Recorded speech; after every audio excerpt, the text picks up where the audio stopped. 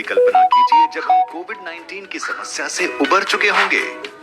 सोचिए कि हमने वायरस को हरा देने वाली वैक्सीन बना ली है और हर कोई अब बाहर जा सकता है और अपनी आम जिंदगी में वापसी कर सकता है।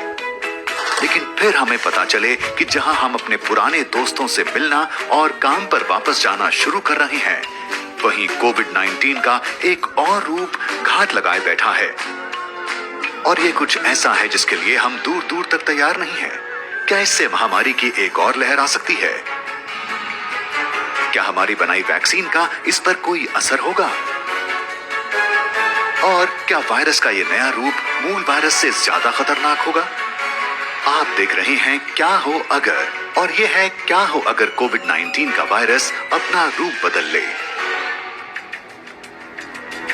ज्यादातर लोग जब रूप बदलने या तब्दीली जैसे शब्दों को सुनते हैं तो आमतौर पर वो खास ताकतों या अस्थिरता जैसी चीजों के बारे में सोचने लगते हैं। ये कुछ ऐसे गुण हैं जो हम नहीं चाहेंगे कि इस वायरस में आ जाएं। लेकिन ये सच है कि वायरस अपना रूप अक्सर बदलते रहते हैं और इसका हमेशा ये मतलब नहीं होता कि वो और ज्यादा भयानक या जानलेवा होने वाले हैं। इसका मतलब ये होता है कि हमें वायरस की जांच और उसके इलाज के तरीकों में बदलाव लाने की जरूरत पड़ सकती है।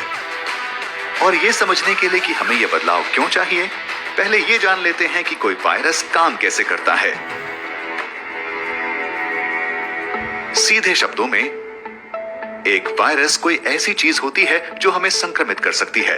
इसे बैक्टीरिया, पेड़ों और जानवरों में पाया जा सकता है।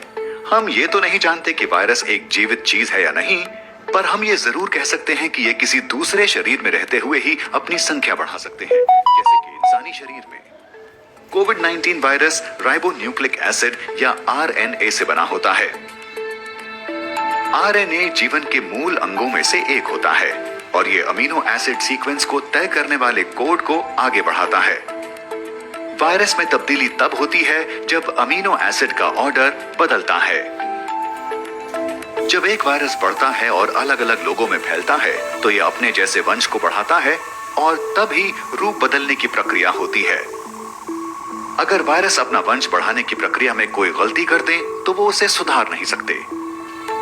और चूंकि वायरस वंश बढ़ाने में कई गलतियां करते हैं, ये दूसरे जीवों के मुकाबले जल्दी रूप बदलते हैं। जैसे जैसे लोग संक्रमित होते जाएंगे, ये वायरस अपने आप को बदलता जाएगा, जिससे इसे तब्दीली के और मौके मिलते रहें। और कोविड-19 या सार्स-कोव-2 के वायरस में ये तब्दीली आनी शुरू भी हो चुकी है। लेकिन घबराने की कोई बात नहीं है। इसका ये मतलब नहीं कि ये वायरस ज्यादा जानलेवा और मानव जाति के लिए ज्यादा भयानक खतरा बनने वाला है। हर वायरस रूप बदलता है और ज्यादातर मामलों में ये अंतर इतना कम होता है कि बीमारी के फैलने और इससे जान जाने के दरों में कोई खास बदलाव नहीं आता। जैसे जैसे कोविड-19 अपना रूप बदलता जाएगा, जो असल बदलाव हमें दिखेंगे वो होंगे इसकी जांच करने और इलाज करने के तरीकों में। जो जांच अभी कोविड-19 का पता लगाती है, उसमें वक्त के साथ बदलाव लाने की जरूरत पड़ सकती है, जिससे वायरस के नए रूपों की भी जांच हो सके। अगर हम वायरस की हर तब्दीली की खबर रखते हैं तो इससे हमें उनसे लड़ने वाली दवाइयां बनाने में भी मदद मिलेगी। हम कोविड-19 के एक रूप से लड़ने के लिए तो वैक्सीन बना सकते हैं, लेकिन आगे अगर कोई नए रूप बनते हैं तो उनका क्या? अच्छी खबर यह है कि ऐसा होने की संभावना बेहद कम है कि वायरस का रूप बदलने से हमारी बनाई वैक्सीन के असर में कोई फर्क आए। टेक्सास A&M यूनिवर्सिटी के एक जैव वैज्ञानिक के मुताबिक कोविड-19 के वायरस में रूप बदलने की प्रक्रिया इतनी धीमी और हल्की है कि ऐसी काफी संभावना है कि अपने मूल